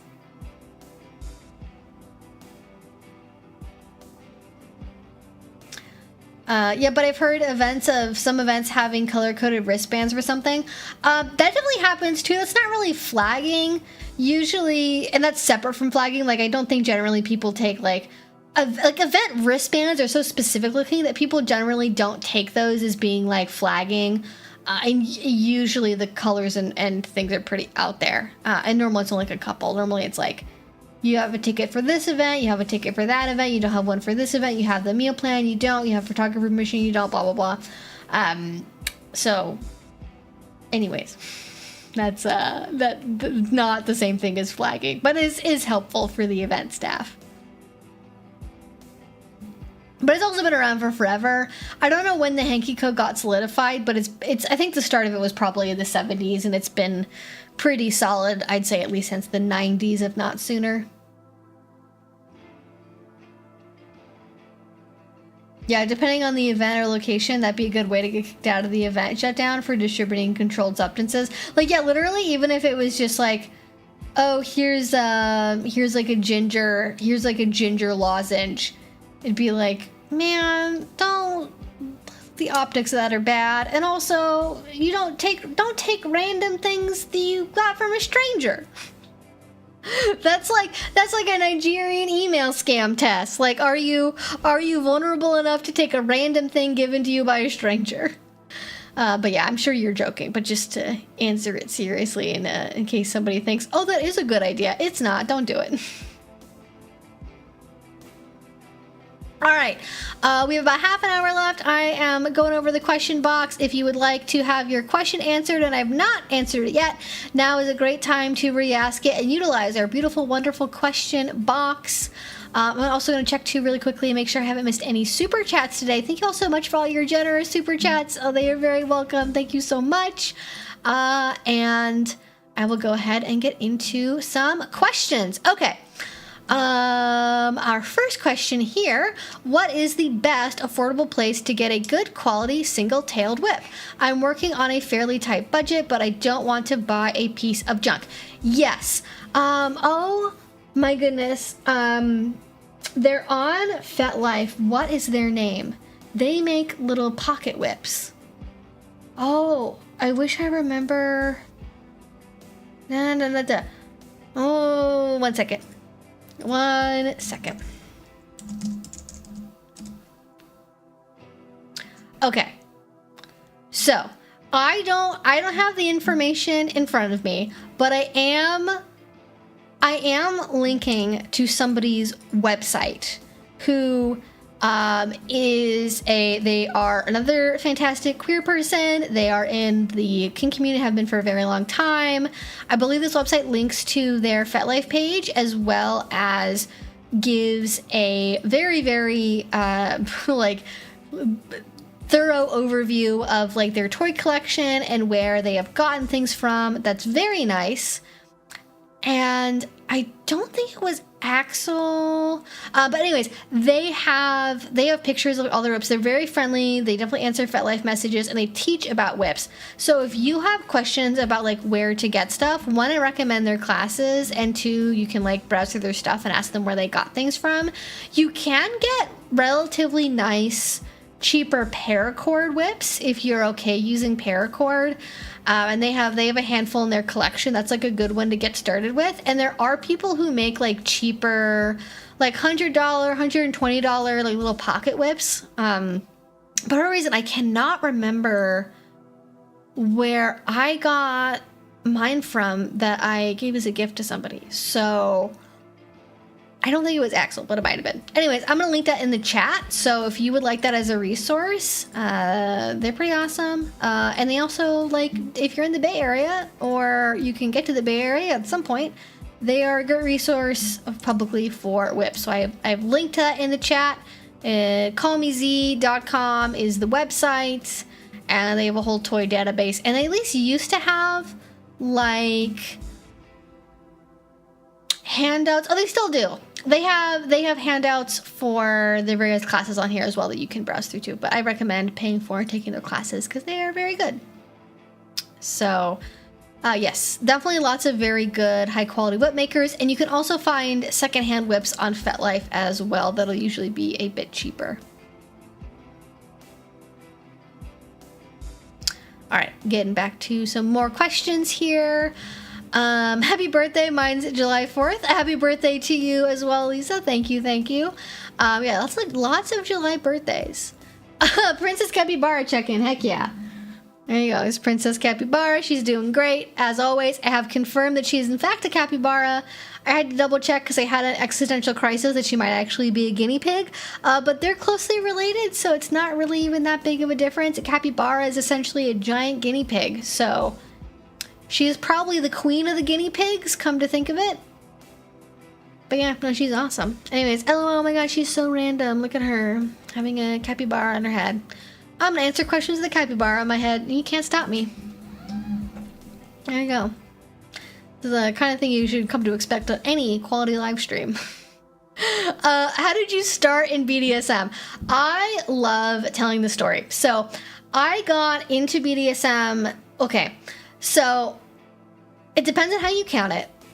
I'm gonna not count this, but it is part of the reason for why I am who I am. So this is part of it a little bit. But I wouldn't say this is like when I was kinky.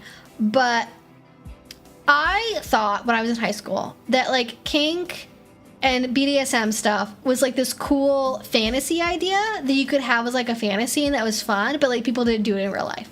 I just thought, oh, this is like a fun idea. It's like how you fantasize about like, you know, pirates kidnapping you or like, you know, fairies or vampires or whatever. Like it's made up. It's just like a fun fantasy idea. And so I didn't think that people did it for like, for real.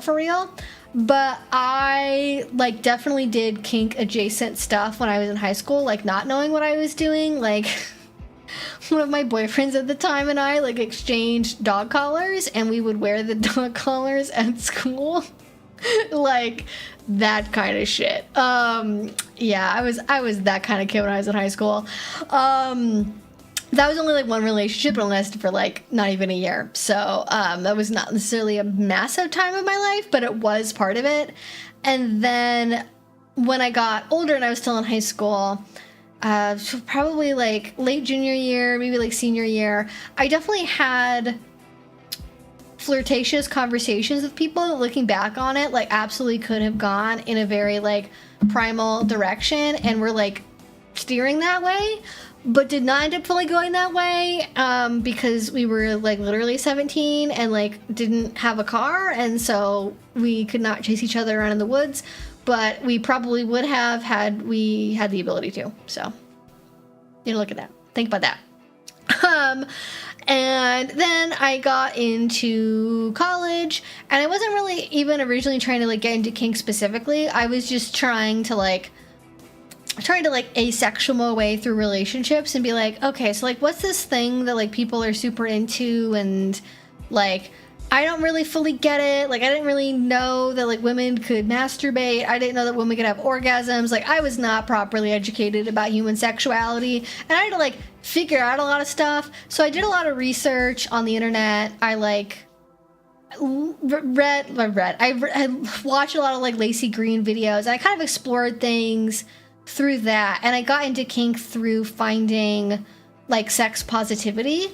And I ended up going through a breakup with the boyfriend I had at the time.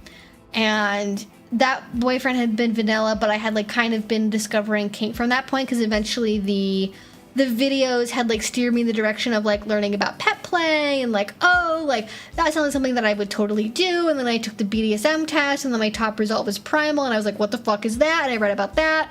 And then I eventually learned about FetLife, and that people actually really do these events, and there's like, you know, these sex positive places you can go to and like explore and have fun. And I found one that was like locally in my area, and it's unfortunately no longer around, and it's been closed for the last couple of years, sadly. So I'm glad that it was there when I was in school, because I was in college, and I went to a dungeon that was local to the college town that I lived in. And essentially, I made a FetLife account,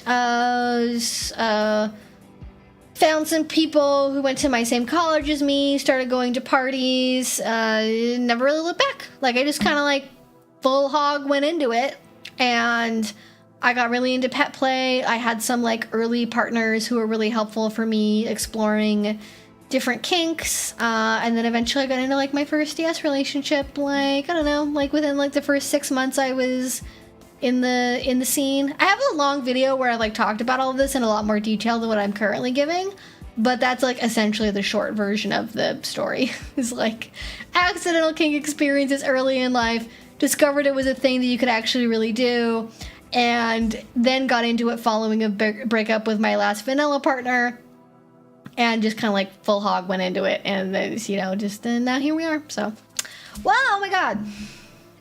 Sorry, yelling. My hair is too sleek. She's not sturdy enough. Okay, there we go. That's a good spot, I think. Nice and wedged in there. Oh, good question. Hi, Evie. I wanted to ask, how do you try to feel a power dynamic if you're not in a relationship? I really want to try to understand it a little more, but I'm currently not in a dynamic. Thank you. Okay, so actually, okay, I don't, okay, there are probably, this is like, sorry, this required 2 hands. I had to set the stuffy down for this one. I'm not saying it's impossible to understand on your own, and I know that there are people who do like self-collaring, solo power exchange, solo DS kind of stuff. That doesn't work with my brain, and so I don't think it's the most common thing either. It's gotten like so hot. This is like a mistake to wear pants. Okay, I'm gonna readjust myself here a little bit. There we go, that feels better. So I wouldn't necessarily say that the way to understand power exchange is by trying to get yourself into that headspace where you feel submissive in complete isolation. Well, okay, if you wanted to try that, the way that I would try it is like, I don't know if there's any good ones of this, so take this with a grain of salt. But I imagine someone has actually made like good dominant ASMR that you can listen to. But I don't know how easy it is to find good stuff. So that might be an option. You could also potentially listen to like hypnophiles that people have made of like DS stuff if you're curious about that at all. I know some people that's a good gateway for them. Okay, I feel like I'm gonna cough again. 1 second.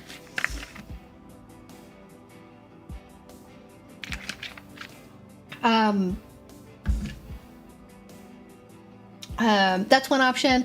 I think actually probably the best option for understanding DS feelings is probably either watching movies or like reading books / erotica that give you insight into what it's like. So for books, what I would say is like a really good, where is it on my bookshelf? Where is it? Oh, not there. Oh, here we go. I would say the best like easy introduction from a submissive perspective of what it feels like to be submissive that doesn't make it overly complicated is Conquer Me by Casey Cunningham. You can see the name. Casey Cunningham, Conquer Me. It's a very short book, as you can tell. It's not that big, quick, easy read. It's probably not even 200 pages, I don't think. Yeah, it's like literally 160 pages, so it's not that big. You can definitely read it in a day. This is a good book to start with. That's like, this is not a fantasy book. This is like an introduction to what submissive feelings are, how you feel submissive, how you cultivate that feeling intentionally in a relationship, so on and so forth. For movies, if you want to get an idea of what it's like to feel submissive from a movie, again, my favorite intro recommendation is probably Love and Leashes, which is a Korean movie that has, you can get it in English as well. They also have English subtitles on Netflix. And it is, first of all, there's no sex involved, but it is a romantic relationship that involves a female dominant and a male submissive. And there's a lot of moments where I've watched it and I've laughed out loud and I've smiled and it feels very relatable. But if you want to get, especially if, like, not so much to show the, like, sexual erotic side of DS a lot of people experience, but understanding more of the mental and emotional fulfillment, because it's about two people who are both relatively newer to actually doing kink, as somebody who's never done it before, it's going to also walk you through the process of like, oh, like talking about doing the research, talking about and showing examples of like first time scenes and like how those actually go. And it's something I think that's really good. It's like a very sweet movie. Again, there's not sex in it. I feel like I wouldn't say it's like an asexual relationship necessarily, but it's probably the best example of a romantic non-sexual kink relationship that I've seen in media. Like, it's probably literally the only one. Yes, and thank you so much for the 15-minute warning, Sean. I appreciate it, and thank you so much. And welcome to our gift members. We have some new members in chat. Congratulations to everybody. You now have access to the emotes. How exciting. But yes, so there's that. And then probably for erotica, see, this is really hard because erotica is like, it's fantastical. Like, it's intentionally not meant to be realistic, and so that means that it's not going to be a good representation to somebody who's never done kink before, and I wouldn't take it as that. But if you want to explore the emotional feelings behind what it's like to feel submissive and what people go through in their heads, I think it can still be useful for that, as long as you're not taking what's happening activity-wise in the book series as being, oh, this is what people actually do for kink for real. I have a couple of older videos where I've reviewed kink erotica before, and I haven't actually done one in the last couple of years. I've been meaning to do it again. I have a couple of examples from people that I know that they like. I know people like The Siren. That usually gets recommended a lot. People really like the Marketplace series. There's also Anne Rice's Sleeping Beauty trilogy. That's like an old-time classic. But I don't know if I can really recommend one in specific. I don't know if anyone in the audience has like a kink erotica that they really like that I think is a good one to start with. But all the ones that I've read, there's just so much that I know isn't realistic. And I haven't had one that's like a standard that like, oh, this one's really good, that has stuck in my head. So if somebody else has one that they like, feel free to shout it out in the chat.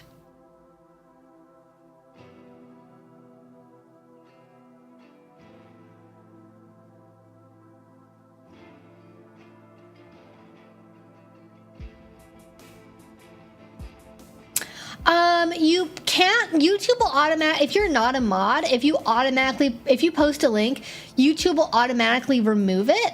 But if you want to like put the name of like a website or something, like if you want to say like, if you're curious about this or I recommend this, you just type out the name for the website and say, Google blah, blah, blah, blah, blah, or look up blah, blah, blah on YouTube. You can do that and it shouldn't flag you. But if you just post a link, YouTube's going to just like put it in the dustbin. So that's not really something I have control over, unfortunately. Yeah, links don't work in the chat. But you can, if you want to give information another way, that's a different option.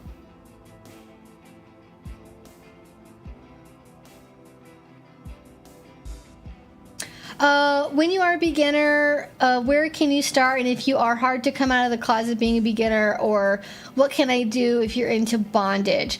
Sunstone! Right, okay, I always forget about Sunstone. Sunstone I've heard recommended by a lot of people. If you like graphic novels, you can just find them in print. I've seen them at comic book stores before. That is a good one to start with. However, it is a graphic novel, and so depending on where you like to read things and your living situation, that may not be a good option. I don't know if there's an ebook edition of Sunstone or like a digital copy, but I have heard Sunstone is also very good as well. But if you want to get into kink as like a beginner, you're into bondage, I would say this is very common for like newbie male subs. Bondage, very common interest. It is also extremely dangerous to do by yourself, especially when you are new and you don't know what you are doing. If you are curious about bondage and you want to try it, the safest thing that I think you can try for newbie bondage is to get a pair of leather cuffs, okay, and just feel those being on, and maybe get like a lobster clasp, like a double-ended one that you can clasp your like ankles together. Don't try to walk around while you're in bondage and you have your ankles hobbled together. If you want to crawl on your hands and knees, okay. Not great necessarily for your patella, but, that's a level of risk that's, you know, acceptable to a lot of folks. That's what I would start with. I would not start with anything around your head, your neck, anything that involves moving, walking, wrists behind your back, handcuffs, anything that restricts your airways, anything that restricts your ability to communicate or make noise. It is so easy for people to die doing solo bondage that if you are curious about solo bondage, it is so much better for you to go to an in-person class. And there's a huge community around people who do solo bondage specifically. So if that is your curiosity, that's the best place to go. And in general, if you're curious about kink, I will say the same things that I always fucking say every single time, which is, if you are curious, make a FetLife account, do Google searches, find a dungeon near you, find local events near you, go to those events, socialize, meet people, do things in public, learn from other people, take classes. That is going to help you find like-minded people, and it's going to help you be as safe as possible versus doing things alone. So yeah, that's basically my answer on that one.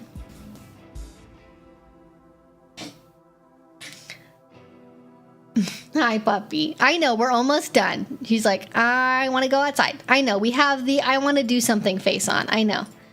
We gotta do like 5 more minutes, okay, little puppy uppy?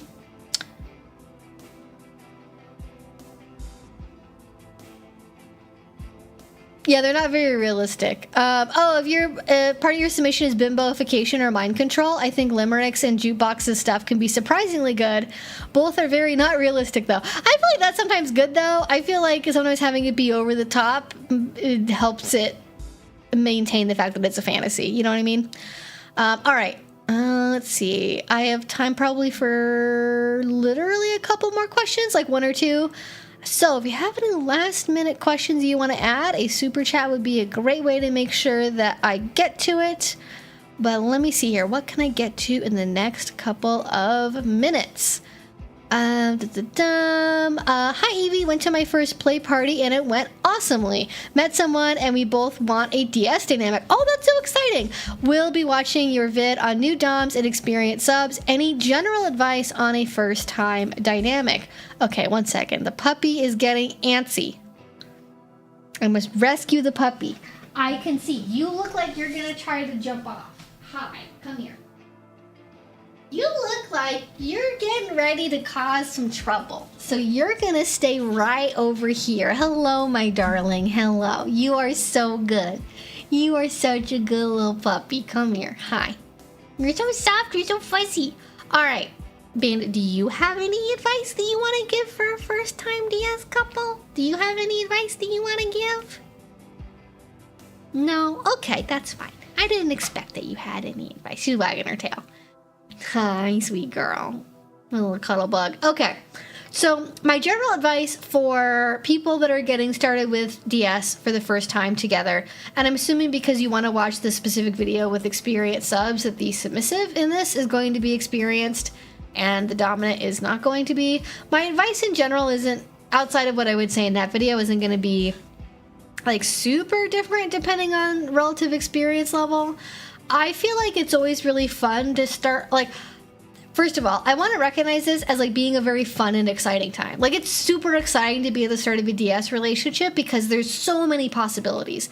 And I think it's really fun to like capture that like enthusiasm and excitement about a new DS relationship by like brainstorming together like what you visualize like wanting from a relationship like this. Like, there's been but I've had relationships that have started before by like, we're going, and this is like, we've already been dating romantically for a while and then like the DS came in. So, you know, if you literally just met, this is like your second conversation, this might be a little different timing wise, but as an example, I've like, you know, we've gone out somewhere and we've had like a long drive, and then like while we're driving, we'll like have a conversation about like, oh, so like what appeals to you about being submissive? So I like asking questions about like what appeals to you about being a dominant? What appeals to you about being submissive? Like, what draws you into doing DS?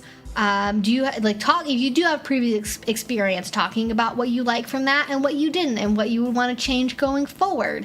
talking about what you think your like style might be, right? So like, do you have any like, you know, things that you would take inspiration from? Like, how do you visualize yourself as a dominant? Are you more of like the strict disciplinarian type, the caretaker type, something in between?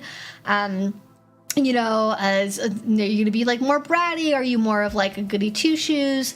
Like, you know, talking about what draws you into it and what you think you might like about it, and then visualizing what you might like to get out of the relationship, if that makes sense. Like, I'm trying to figure out like a more elegant way of framing that question, but yeah, it is essentially, in addition to like what draws you to it, like, and what appeals to you about it is like, what kind of things would you like to see in a DS relationship? Like, what do you, in your fantasies, what do you visualize happening, is maybe like a better way of putting it. Is like, are you fantasizing about, you know, like a lot of domineering, overt control? Are you fantasizing about caretaking? Are you fantasizing about getting humiliated? Are you fantasizing about somebody having total access to your body?